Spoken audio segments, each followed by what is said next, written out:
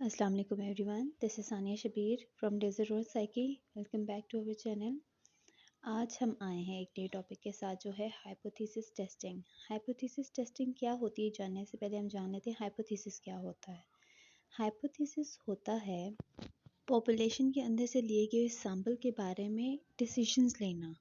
किस बेस पे? किसी लॉजिकल या स्टैटिस्टिकल गाइडलाइन के बेस पे। ठीक है, जो सेट ऑफ गाइडलाइंस होता है उसे हम लोग कहते हैं हाइपोथेसिस। अब है कि हमने एक हाइपोथेसिस बनाना है तो उसमें क्या क्वालिटीज़ होनी चाहिए। सबसे पहले कि जो क्वेश्चन हम लोग बना रहे हैं, जो हम पॉइंट उठा रहे हैं, वो एक सॉलिड क्वेश्चन होना चाहिए। फिर दूसरी बात, बैकग्राउंड रिसर्च होनी चाहिए। मतलब हम लोग कोई जो क्वेश्चन कर रहे हों वो कोई लिंक करता हो, मतलब इररेलेवेंट क्वेश्चन नहीं होना चाहिए। उसके बाद मेकिंग श्योर इट्स टेस्टेबल, कि वो टेस्ट किया जा सके। अगर वो टेस्ट नहीं किया जा सकेगा तो उस हाइपोथेसिस का हम लोग क्या करें, क्योंकि हमने हाइपोथेसिस को टेस्ट करके ही तो फिर आगे प्रोसेस को चलाना है ना। हाइपोथेसिस को टेस्ट करेंगे तभी तो हमें पता चल सकता है कि हमारी स्टेटमेंट ट्रू है या फॉल्स है। फिर है कि उसमें डिपेंडेंट और इंडिपेंडेंट वेरिएबल्स होने चाहिए। एक्स को हम लोग इंडिपेंडेंट वेरिएबल ले लेते हैं और वाई को हम लोग डिपेंडेंट वेरिएबल ले लेते हैं। अब आ जाते हैं जी हमारा जो टॉपिक है हाइपोथेसिस टेस्टिंग। हाइपोथेसिस टेस्टिंग क्या होती है?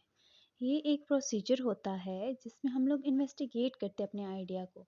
जैसे कि मैंने अभी आपको बताया, हम लोग हाइपोथेसिस सेलेक्ट करते हैं तो हाइपोथेसिस को हम लोग टेस्ट करते हैं। प्रोसीजर के तहत हम उस पर चलते हैं, देखते हैं कि वो जो हमारे पास हाइपोथेसिस है वो एक्सेप्टेबल है या नहीं है एक्सेप्टेबल।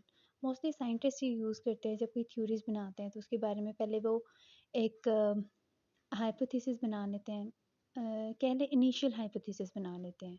फिर उसके बाद उसी पे काम करते हैं, उसी को लेके आगे चलते हैं। फिर उसे उस पे काम करते हैं, उसे टेस्ट करते हैं। फिर उसके बाद वो देखते हैं कि जो हमने किया था, जो हमने हाइपोथेसिस सेलेक्ट किया था, क्या वो ठीक है या नहीं है। मोस्टली जो साइंटिस्ट होते हैं वो हाइपोथेसिस टेस्टिंग यूज़ करते हैं प्रेडिक्शन, किसी थ्योरी के बारे में प्रेडिक्शन लेने के लिए, उसे टेस्ट वगैरह करने के लिए। अच्छा जी, अब नीचे आप पिक्चर में देख सकते हैं हाइपोथेसिस टेस्टिंग की दो टाइप्स होती हैं, नल हाइपोथेसिस और अल्टरनेटिव हाइपोथेसिस। नल हाइपोथेसिस हमारे पास वो हाइपोथेसिस होती है जिसे हम लोगों ने टेस्ट करना होता है, the hypothesis that is to be tested. और जो हमारे पास इनिशियल हाइपोथेसिस होती है उसे हम लोग कहते हैं अल्टरनेटिव हाइपोथेसिस। अब इसके बाद है वन टेल्ड टेस्ट और two tailed hypothesis test. One tailed hypothesis test होता है जिसमें अल्टरनेटिव हाइपोथेसिस का सिर्फ एक एंड होता है। नॉर्मल डिस्ट्रीब्यूशन पे जब हम उसे प्रेजेंट करें तो सिर्फ एक साइड पे हमारा क्रिटिकल एरिया आ रहा होता है, या राइट हो सकती है या लेफ्ट साइड पे होती है। और टू टेल्ड टेस्ट होता है कि जब दोनों साइड पे क्रिटिकल एरिया आ रहा हो तो उसे हम लोग कहते हैं टू टेल्ड हाइपोथेसिस टेस्ट। जैसे कि ये ग्राफ में आप देख भी सकते हैं, जो शेडेड एरिया है हमारे पास वो क्रिटिकल एरिया है। वहाँ हमारा जो हाइपोथेसिस है, नल हाइपोथेसिस जो हम लोग टेस्ट करते हैं, वो रिजेक्ट हो रहा होता है, तो वो क्रिटिकल एरिया होता है हमारे पास। अच्छा जी, इसके बाद हमें जो देखने को मिलेंगे टर्म्स हैं वो है टाइप 1 एरर और टाइप 2 एरर। टाइप 1 एरर क्या होता है? टाइप 1 एरर होता है rejection of null hypothesis when it is true. Null hypothesis को हम लोग टेस्ट कर रहे हैं तो अब वो रिजेक्ट कर दिया है, हालांकि वो हमारे पास ट्रू है। ठीक है, हालांकि नल हाइपोथेसिस हमारे पास ट्रू है लेकिन वो रिजेक्ट कर दिया गया है। तो अब ये प्रोड्यूसर जो है, जो काम कर रहा है, उससे कोई फॉल्ट हो सकता है। मे बी उसने जो डेटा लिया हो, डेटा कलेक्ट किया हो, वो उसने सही कलेक्ट ना किया हो, सैंपल सही तरीके से ना लिया हो, कहीं उससे मिस्टेक हो गई हो, तो ये टाइप 1 एरर होता है हमारे पास। टाइप 1 एरर को फॉल्स पॉजिटिव भी कहते हैं और प्रोड्यूसर्स रिस्क भी कहते हैं। अब है जी टाइप 2 एरर। टाइप 2 एरर होता है failing to reject a null hypothesis when it is false. हमारे पास नल हाइपोथेसिस फॉल्स है लेकिन हम उसे रिजेक्ट नहीं कर पा रहे। मतलब हम लोगों ने कहीं ना कहीं मिस्टेक कर दी है और हम उसे रिजेक्ट नहीं कर पा रहे, तो इसे हम लोग टाइप 2 एरर कहते हैं। जब हम लोग नल हाइपोथेसिस को रिजेक्ट कर देते हैं हालांकि वो ट्रू होता है, ठीक है, तो ये हमारे पास टाइप 1 एरर। लेकिन जब वो फॉल्स हो लेकिन हम उसे रिजेक्ट नहीं कर पा रहे तो ये हमारे पास टाइप 2 एरर होता है। And this error is also known as false negative और consumer's risk. Now let's move to the testing of hypothesis. Okay जी, कुछ मेन स्टेप्स हैं हाइपोथेसिस टेस्टिंग के। सबसे पहले होता है कि जो हाइपोथेसिस हमने सेलेक्ट किया है उसे नल हाइपोथेसिस या अल्टरनेटिव हाइपोथेसिस कहते हैं। मतलब देखें कि ये नल हाइपोथेसिस हो सकती है, अल्टरनेटिव हाइपोथेसिस हो सकता है। फिर उसके बाद दूसरा स्टेप होता है कि डेटा कलेक्ट करना, जैसे हम लोग सैंपल कहते हैं ना, पॉपुलेशन के अंदर से सैंपल निकालना, वो स्टेप। तीसरा स्टेप होता है कि अब जो हम लोगों ने ले लिया है डेटा, हमने ये भी बता दिया नल है या अल्टरनेटिव है, उसके बाद हम लोग उस पे स्टैटिस्टिकल टेस्ट लगाएं जो रिक्वायर्ड होते हैं। फिर उसके बाद जो हमारे पास अब टेस्ट का रिज़ल्ट आ गया है, जो वैल्यू आई है, उसमें देखें कि अब ये जो है डेटा जो हमारे पास नल हाइपोथेसिस है, ये रिजेक्ट हो रहा है या रिजेक्ट नहीं हो रहा, फेल टू रिजेक्ट है। तो अब जो वैल्यू हमारे पास मतलब क्रिटिकल एरिया में लाई कर रहा है या उसमें लाई नहीं कर रहा, जैसे कि हम लोगों ने भी वन टेल्ड और टू टेल में पढ़ा है। इस सब के बाद होता है लास्ट स्टेप कि हम लोगों ने अपना जो रिज़ल्ट निकाल लिया है उसे हम लोगों ने प्रेजेंट करना होता है रिजल्ट सेक्शन में और डिस्कशन सेक्शन में। हम उसे बताते हैं कि हमारा जो हाइपोथेसिस है, नल हाइपोथेसिस, वो रिजेक्ट हुआ है या फेल टू रिजेक्ट है, व्हाटएवर। अच्छा जी, अब सबसे पहला स्टेप है, सबसे पहले हम एक प्रिडिक्शन ले लेते हैं जिसे हमने इन्वेस्टिगेट करना होता है, टेस्ट करना होता है। अब उसके बाद हम उसे बोलते हैं कि ये अल्टरनेटिव है या नल है। हम उसमें एक हाइपोथेसिस बना लेते हैं जिसे हम लोग टेस्ट करते हैं, और एक उसी का ऑपोजिट बना लेते हैं जिसे हम लोग यूजुअली जो हमारे पास इनिशियल हाइपोथेसिस होती है ना, जो हम लोगों ने प्रिडिक्ट करना होता है, तो वो हम लोग अल्टरनेटिव हाइपोथेसिस बना लेते हैं। जैसे कि अगर हम लोगों ने हाइट और जेंडर में जो है रिलेशनशिप देखना हो, हम उसके लिए ह्यूमन फिजियोलॉजी की नॉलेज को जहन में रखते हुए हम उसके बेस पे ये टेस्ट करेंगे। उसमें हम लोग एच नॉट नहीं लेंगे कि men are no on average not taller than women, कि मेन जो हैं वो वुमेन से टॉलर नहीं है एवरेज में। और एच ए जो हम लोगों ने अल्टरनेटिव हाइपोथेसिस दी, यानी कि जो हम हमारी इनिशियल हाइपोथेसिस है कि men are on average taller than women, कि मर्द जो हैं वो एवरेज रेट जो है, एवरेज मर्द जो हैं वो वुमेन से टॉलर होते हैं, उनकी हाइट ज़्यादा होती है। अब जी कलेक्शन ऑफ डेटा ये सबसे इम्पॉर्टेंट होता है किसी भी स्टैटिस्टिकल टेस्ट के लिए, कि आप जो डेटा सेलेक्ट करें वो किस तरह का सेलेक्ट कर रहे हैं। पॉपुलेशन के अंदर से सैंपल निकालना, पॉपुलेशन है एक हमारे पास, हमने उसके अंदर से सैंपल निकाला और वो सैंपल ऐसा हो जो पूरी पॉपुलेशन को रिप्रेजेंट कर रहा हो। और अगर हमारा जो सैंपल है वो पॉपुलेशन को रिप्रेजेंट नहीं करता, तो हमारा जो स्टैटिस्टिकल टेस्ट है वो भी ठीक नहीं होगा। फिर जो हम लोग उसकी बेस पे जो डिसीजन लेंगे वो भी ठीक नहीं होगा।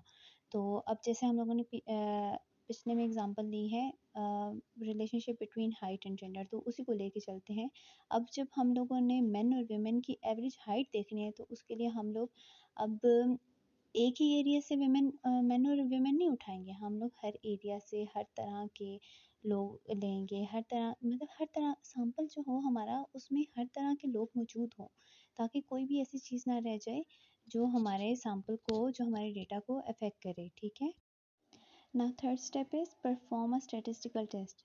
इसके लिए अब हम हमारी जो चॉइसेस स्टैटिस्टिकल टेस्ट के लिए वो किस चीज़ पे बेस करते हैं कि हम लोगों ने किस टाइप का डेटा कलेक्ट किया है। अब जैसे कि हम लोगों ने हाइट एंड जेंडर वाला कलेक्ट किया है, तो उसके बेस पे हम लोग कह रहे हैं कि वन टेल टी टेस्ट जो है हमारा यूज़ होगा। इसे हम देखेंगे कि whether men are in fact taller than women.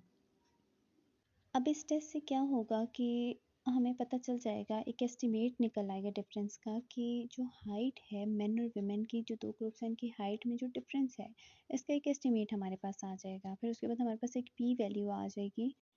अब इस टी टेस्ट से हमें एक एवरेज हाइट मिल जाएगी, जो जैसे कि है इधर उन्होंने बताई हुई है 175.4 सेंटीमीटर है, और इससे हमारे पास एक पी वैल्यू आ गई 0.002 सेंटीमीटर। अच्छा जी, अब है चौथा step, decide whether to reject और fail to reject your null hypothesis.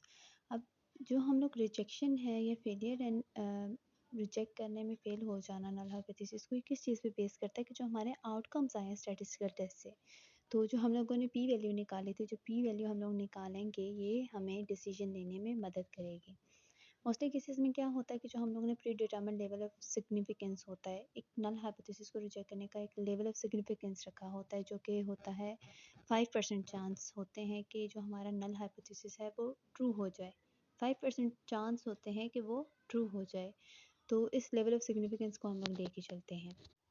कुछ केसेस में हमारे जो रिसर्चर होते हैं वो बहुत ही conservative level of significance choose कर लेते हैं, जैसे कि 0.01 यानी कि 1% ले लेते हैं। अब इससे क्या होता है कि जो हमारे चांस होते हैं incorrectly rejecting the null hypothesis, यानी कि जो हमारा टाइप ऑन एरर होता है, वो एरर आने के चांसेस मिनिमाइज हो जाते हैं और कम हो जाते हैं। अब जैसे कि जो हम लोगों ने एनालाइज किया हुआ है हाइट एंड जेंडर वाला, उसमें हमारी पी वैल्यू क्या आई थी 0.002, तो वो 0.05 से छोटी हैं, तो इसलिए हम लोगों ने डिसाइड किया कि जो हमारा नल हाइपोथेसिस है वो रिजेक्ट हो गया है। यानी कि हमारा नल हाइपोथेसिस था ना कि मेन और वुमेन की जो हाइट है वो सेम है, यानी men are not on average not taller than women, तो वो रिजेक्ट हो गए, यानी मेन की हाइट वुमेन से ऑन एवरेज ज़्यादा होती है। अब हमने जो हमारा लास्ट स्टेप है वो करना है कि हमने जो अपना रिज़ल्ट निकाला है, जो टेस्ट किया है, उसे हमने प्रेजेंट कैसे करना है। जो रिज़ल्ट आया हमारा हाइपोथेसिस का, उसे हम लोग क्या करते हैं, रिज़ल्ट सेक्शन में और डिस्कशन सेक्शन में हम उसे रिसर्च पेपर में लिख देते हैं। अब वो लिखते कैसे हैं, रिजल्ट सेक्शन में हम लोग डेटा की ब्रीफ समरी दे देते कि डेटा कहाँ से लिया था, क्या था डेटा हमारे पास, और जो हमारे पास रिजल्ट आया होता है स्टैटिस्टिकल टेस्ट का, उसकी ब्रीफ समरी हम लोग दे देते हैं, जैसे कि जो हमारे पास पी वैल्यू वगैरह आ जाती है, ये हम लोग उसमें रिजल्ट सेक्शन में लिख देते हैं। फिर डिस्कशन सेक्शन में हम लोग ये लिखते हैं कि जो हमारा इनिशियल हाइपोथेसिस था, अब उसे सपोर्ट कर रहा है हमारा रिजल्ट या नहीं सपोर्ट कर रहा। ठीक है, अब लिखते कैसे हैं, नीचे आप देख लें। जो हम लोगों ने डेटा भी निकाला था उसे अब कैसे लिखा है, we found a difference in a average height between men of 14.3 centimetre with p value of 0.002 consistent with our hypothesis that there is a difference in height between men and women। अब इधर उन लोगों ने rejection का नहीं बताया हुआ null hypothesis का, इन्होंने क्या वर्ड यूज़ किया, कंसिस्टेंट, कि हम लोग रिजेक्शन वगैरह का नहीं बताते हैं कि रिजेक्ट हुआ है या फेल टू रिजेक्ट हुआ, हम लोग ये वाली बात नहीं करते। हम लोग रिजल्ट डिस्कशन सेक्शन में हम लोग ये लिखते हैं कि हमारा जो हाइपोथेसिस है कंसिस्टेंट है या इनकंसिस्टेंट है। आई होप आपको आज का लेक्चर क्लियर होगा। अगर अभी तक आपने हमारे चैनल को सब्सक्राइब नहीं किया तो अभी सब्सक्राइब कर लें और मज़ीद वीडियोस के लिए हमारे साथ कनेक्टेड रहें। अल्लाह हाफ़िज़।